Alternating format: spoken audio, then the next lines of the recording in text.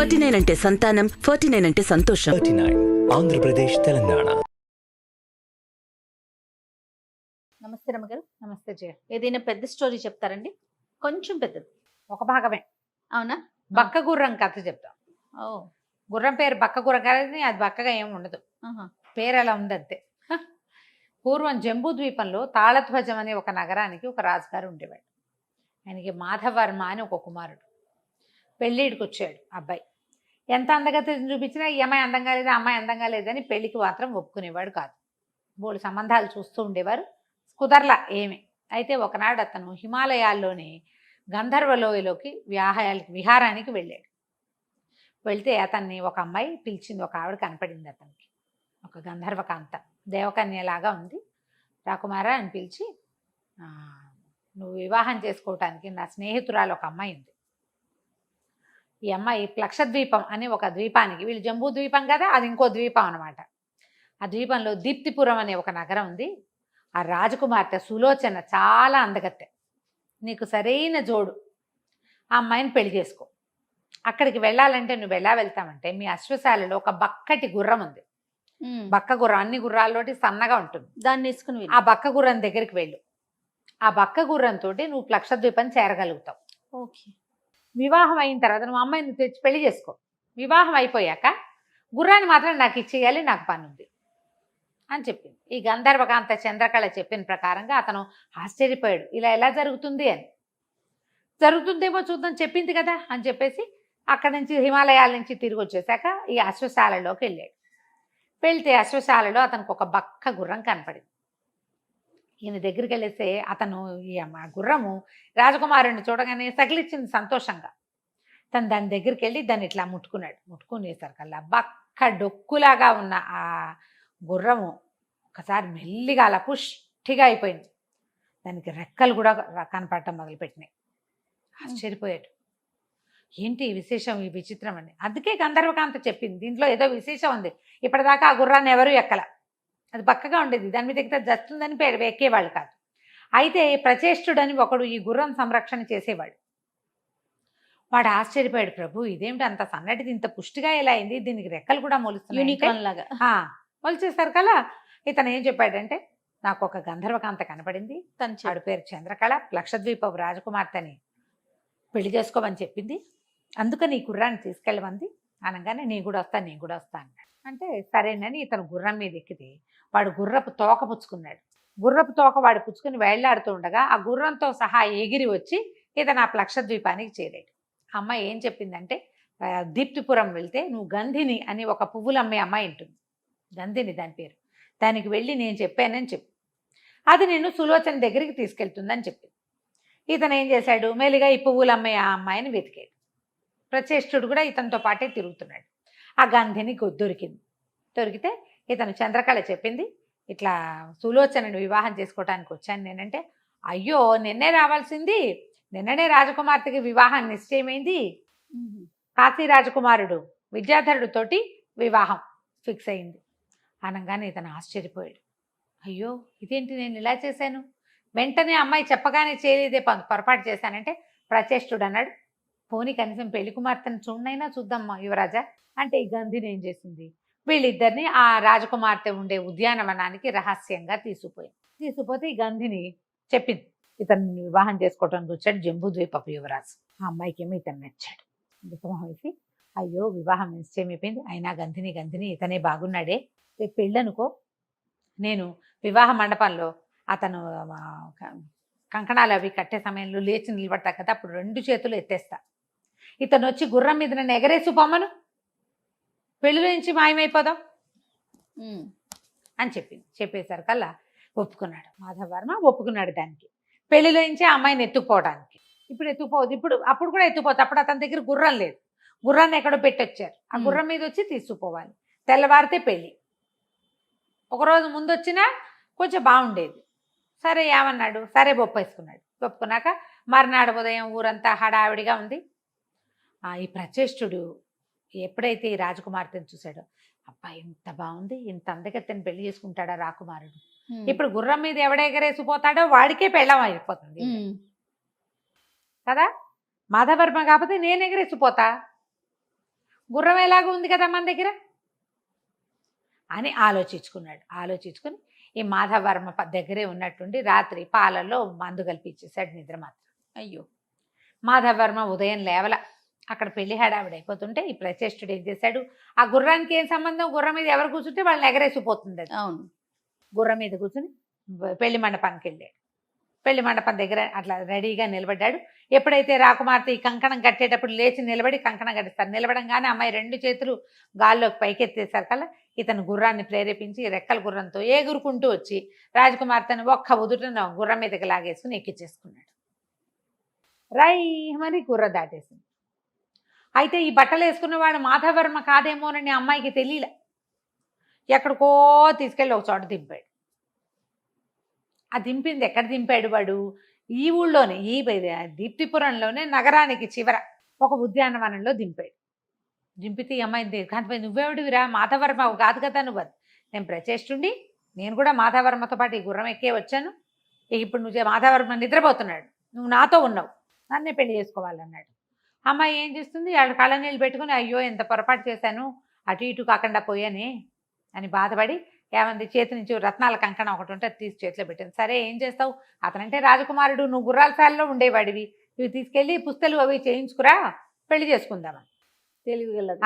అనగానే వీడేం చేశాడు, వాడి బ్రెయిన్ ఏం పని చేస్తుంది, వాడు ఏ జాతికి సంబంధించిన వాడు ఆ జాతికి సరిపడా ఐడియాలే వేయగలుగుతాడు, అంతకంటే తెలియదు వాడికి. ఒక మోసం చేయగలడు, మోసాల మారిగా వాడు ఉండలేడు.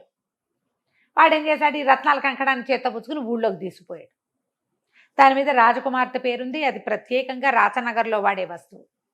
ఎప్పుడైతే ఇతను బంగారపు కంసాల దగ్గరికి వెళ్ళాడు, కంసాలు నిర్ఘాంతపోయి, అయ్యో రామ ఈ వస్తువు మనం కరిగించడం ఏమిటి, ఊళ్ళో కంసాలకి తెలిసిపోతుంది కదా, ఆడక్కడి ఉండండి బాబు కరిగిస్తాను అని కూర్చోబెట్టి బయటికి వెళ్ళి వాకిట్లో ఉన్నవాడు ఏమన్నా వరే భట్టుల్ని కేకేసుకుని వీడెవడో దొంగ విధవా అని పిలిపించేశాడు. రాజభట్లు వచ్చారు. రాజకుమార్తెను ఏం చేశావంటే లబో దిబో. అక్కడి నుంచి ప్రచేష్టుడు ఒప్పుకున్నాడు, ఇలా చేశానని ఒప్పుకున్నాడు. ఒప్పుకుని అక్కడ ఉద్యానవనంలో దించాను రాకుమారిని అని చెప్పాడు. వీడు ఉద్యానవనానికి వెళ్ళేసరికి ఆ రాకుమారి ఏం చేసింది, ఇక్కడ ఉంటే వీడికి దొరికిపోతానని ఆ గుర్రం ఎక్కి ఆవిడ వెళ్ళిపోయింది. జంబూద్వీపం వెళ్ళిపోయింది. జంబూద్వీపం వెళ్ళమని చెప్పింది దీనికి, గుర్రానికి. అది జంబూద్వీపానికి తీసుకుపోయింది. అది కూడా ఎక్కడికి వెళ్ళింది, అటు ఇటుగా కొంచెం కాశీనగరం వైపుకి దగ్గరలో ఎక్కడికో వెళ్ళింది, కాశీకి దగ్గర చుట్టుపక్కల.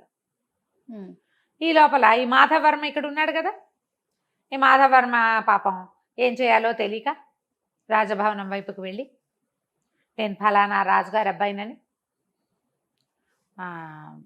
చెప్పుకున్నాడు.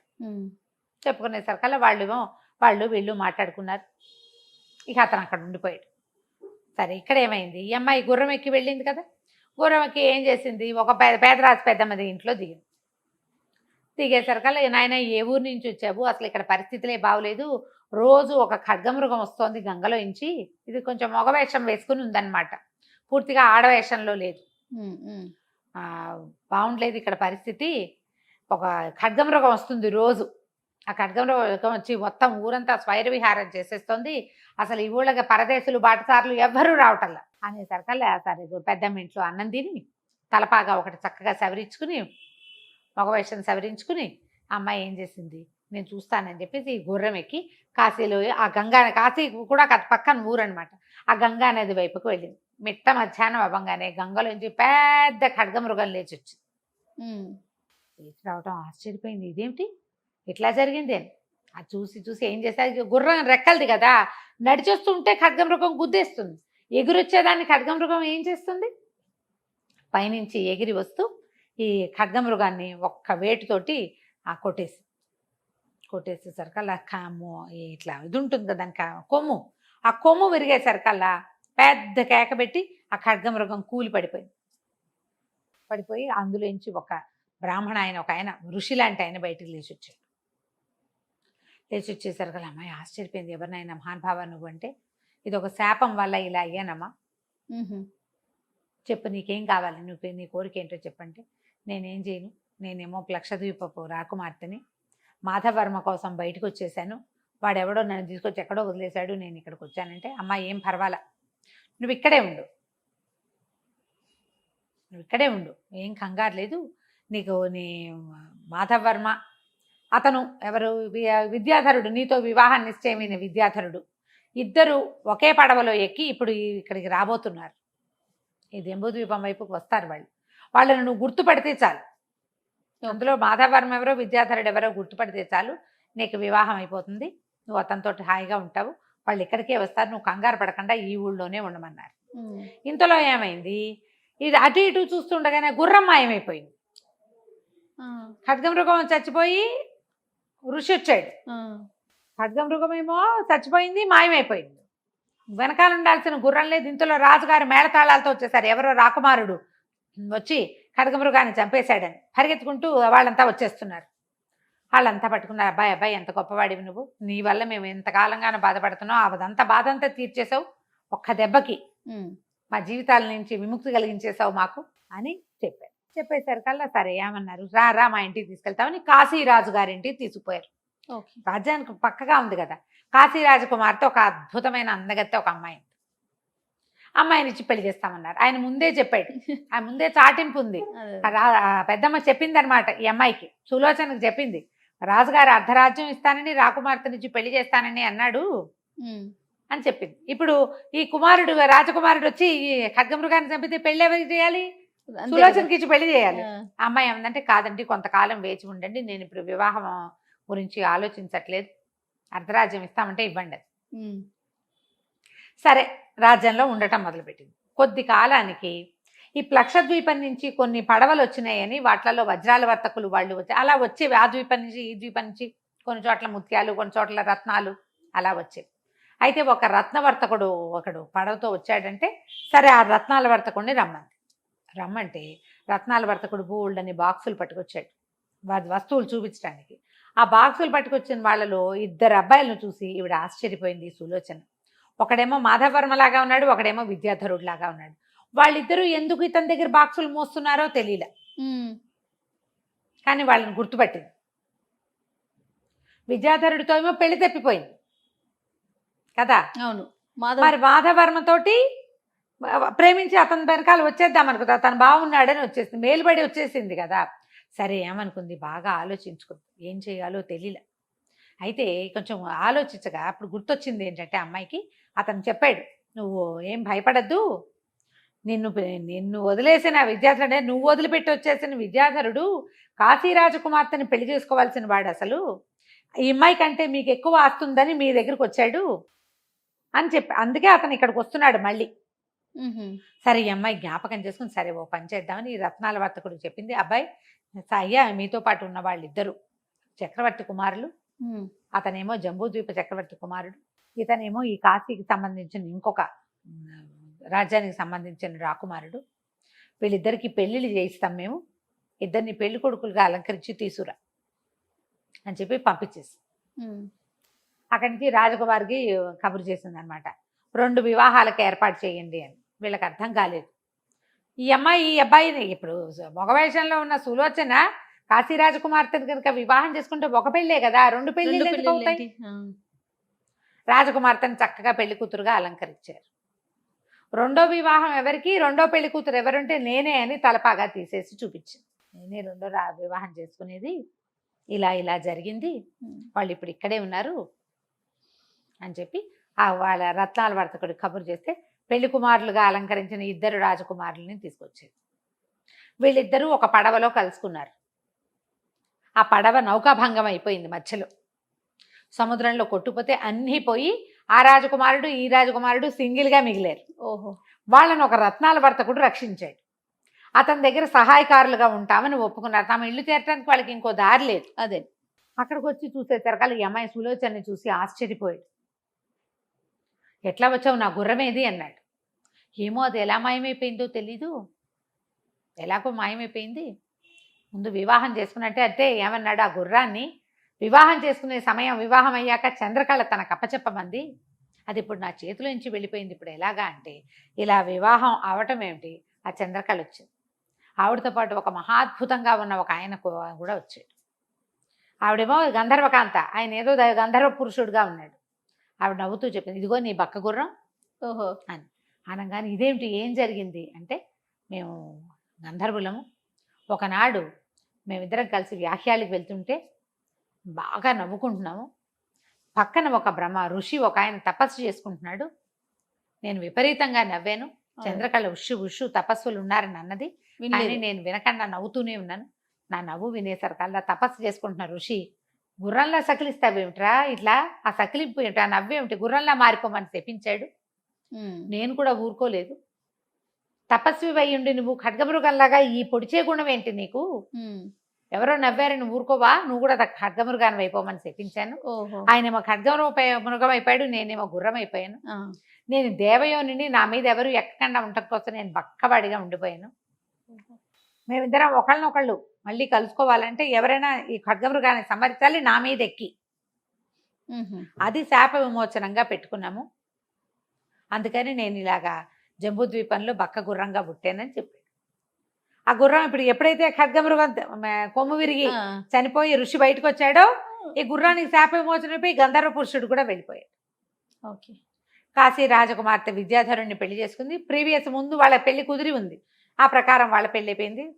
మన మాధవ్ వర్మ, ఈ సులోచన ఇద్దరు పెళ్లి చేసుకున్నారు. ఆ లక్షద్వీపానికి, జంబూద్వీపానికి అన్ని చోట్లకి కబుర్లు వెళ్ళినాయి. తర్వాత వీళ్ళు హాయిగా ఉన్నారు. రైట్. నమస్తే. నమస్తే.